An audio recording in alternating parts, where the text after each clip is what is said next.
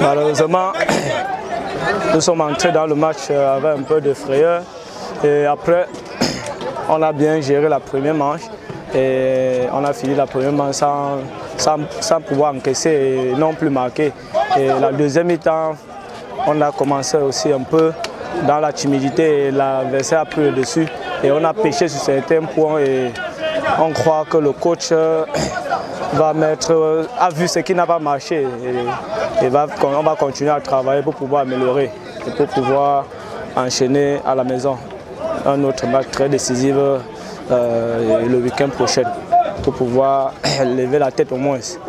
Parce que nous on croit toujours, parce que rien n'est impossible. Oui, ça fait du bien quand nous remportons le match cet après-midi puisque nous sortons d'une défaite à l'extérieur. Il fallait que nous donnons ce plaisir à notre public. Et je pense que c'est le fruit du travail de toute une semaine. À 3 journées de la fin, on est le premier club qualifié pour les playoffs. Ah, ça c'est vous qui le dites. Nous on vient d'abord jouer, gagner, après regarder au classement. L'équipe d'aujourd'hui de Nusport, comment l'avez-vous trouvé? Oui, sans toutefois manquer le respect à l'adversaire. J'ai trouvé Nusport la première mi-temps, ils étaient en place, ils ont mis en difficulté. Et peut-être avec toutes les difficultés qu'ils traversent en ce moment, là, nous on a profité pour les damer le pion en deuxième mi-temps. Parce que l'entraîneur principal est sous le coup d'une suspension. Donc moi j'assure juste l'intérim. Le match d'aujourd'hui, on avait à cœur de le gagner parce qu'on sortait d'une défaite à Bamenda. Et vous savez que c'est un championnat qui est très relevé.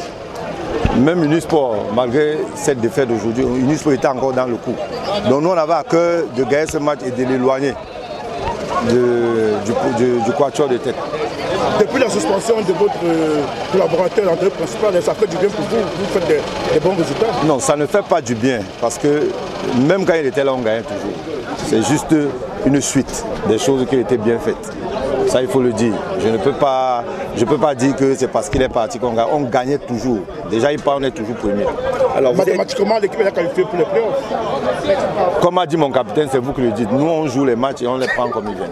Disons que je vais d'abord remercier l'équipe en face. Pourquoi? Parce que ça a été vraiment un match amplement disputé.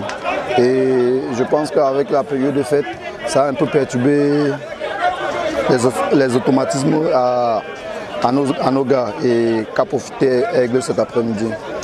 Qu'est-ce qui s'est passé pour que votre coach ne soit pas au banc de touche et que c'est vous qui puissiez gérer cette rencontre? Disons que ça, c'est des problèmes qui viennent directement, je ne sais pas qui est lié peut-être du fait que la liste n'est pas partie. La liste est partie avant et puis la liste, les entraîneurs ne sont pas enregistrés sur la liste. Donc. Et vous, comment vous vous sentez après ce match que vous avez géré? Bon, disons que pour ce match, vraiment, je ne peux pas vous dire que je me suis senti bien. Déjà après cette défaite, ça me chagrine un peu. Mais bon, c'est le métier qui entre toujours. On est habitué à ça et on se dit, si on ne gagne pas, on peut faire man nul ou on peut perdre. Comment a été la semaine d'abord, la semaine pour préparer ce match? Ça a été une semaine très tumultueuse.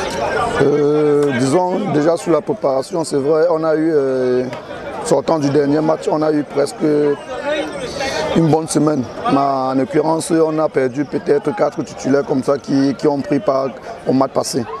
Donc ils ont demandé la permission d'un jour et ils sont revenus 3 jours après. Donc du coup, ça nous a perturbé sur le plan technique.